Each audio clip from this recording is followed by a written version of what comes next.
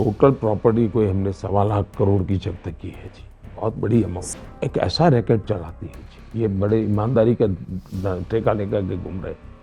Cooperative network. Lalu ji ने railway minister थे साहब, गरीब लोगों को जॉब देने के बदले में जमीन लिखवा ली है। मुझे मन से फील हो रहा है ये गरीबों का पैसा है, ये लोगों ने अपनी पद का दुरुपयोग करके लूटा है जी। मेरे देश के उज्जवल भविष्य के लिए जितना मैं पूज्य भाव से मेरे श्रमिक के पसीने की चिंता करता हूं, उतने ही भाज्य भाव से मैं पूंजीपति के पैसों का भी महत्व समझता हूं। ये बहुत बड़ी बात है। मेरे लिए पूंजीपति का पैसा हो, मैनेजमेंट करने वालों का दिमाग हो, परिश्रम करने वाले का पसीना हो, ये तीनों को एक परिवार के रूप में मैं देखता हूं, तब जाकर के विकास होता है। पर ये पैसों की बात आपने की है तो मुझे आपकी एक रैली की एक बात याद आती है, क्योंकि जब ईडी ऐसे नोटों का अंबार बरामद करते जाता है तो मैंने श्वेत पत्र किया इस मुद्दे पे कि ये ईडी जो जब्त करता है पैसा, वो पैसे जाते कहाँ हैं।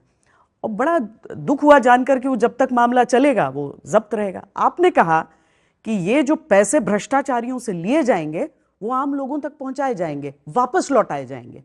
ये कैसे संभव होगा? आपने बहुत बहुत मार्मिक चीज पूछी है और मैं मानता हूं अच्छा होगा आज तक के लोगों के इसके बहाने दर्शकों को भी मदद मिलेगी। मैंने एक दो प्रकार के भ्रष्टाचार हैं। एक जो बड़े बड़े कारोबार में करते हैं, जिसमें लेने वाला भी कुछ बताता नहीं, देने वाला भी नहीं बताता है, ये मुसीबत है। लेकिन ज़्यादातर निर्दोष लोग हैं। जैसे बंगाल में शिक्षकों की भर्ती में पैसे गए तो पता है कि भाई इस आदमी को नौकरी मिली, उसके पास सर्टिफिकेट वगैरह कुछ नहीं है, और उसने बेचारे ने यहाँ से कर्ज लिया या अपनी ज़मीन गिरवी रखी या घर गिरवी रखा और उसमें से इतना पैसा दिया, तो ट्रेल है। तो अभी हमने काफ़ी पैसे जब्त किए हैं। टोटल प्रॉपर्टी कोई हमने 1.25 करोड़ की जब्त की है जी। बहुत बड़ी अमाउंट। 1.25 करोड़। 1.25 करोड़ रुपया। तो मैं इस पैसों को उनको, अब जैसे केरल में साहब कम्युनिस्ट पार्टी एक ऐसा रैकेट चलाती है जी, ये बड़े ईमानदारी का ठेका लेकर के घूम रहे। Cooperative network.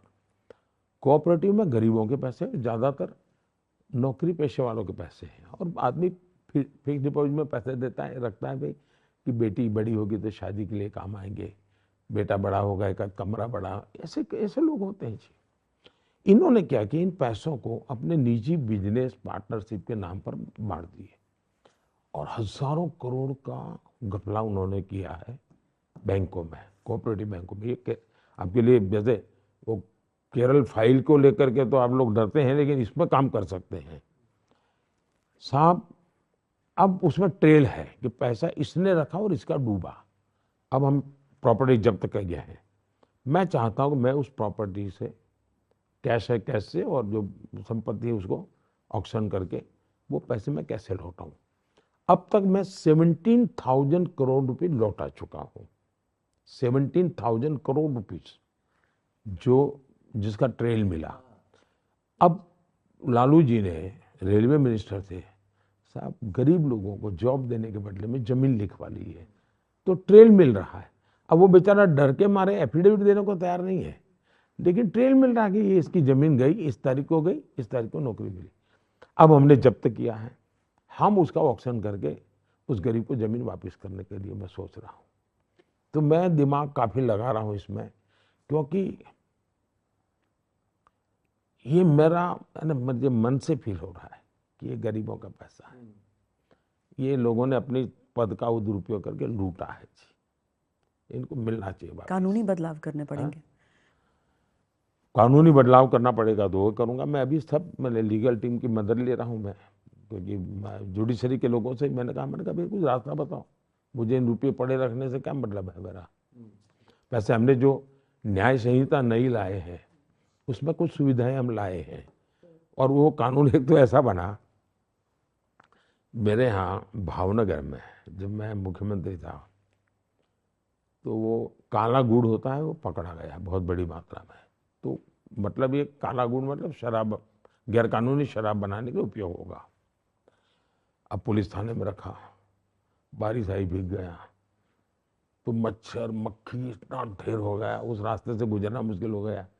अब कानून ये कहता है इसको आप डिस्पोज ऑफ नहीं कर सकते, तो तब से मेरे में था कि कानून बदलना चाहिए। नहीं, पुलिस थाने में गाड़ियां भी पड़ी रहती थी, ढेरों गाड़ियां तो पड़ी। ये मैं जो नया न्याय संहिता आई है उसमें सारे सॉल्यूशन हम लाए हैं।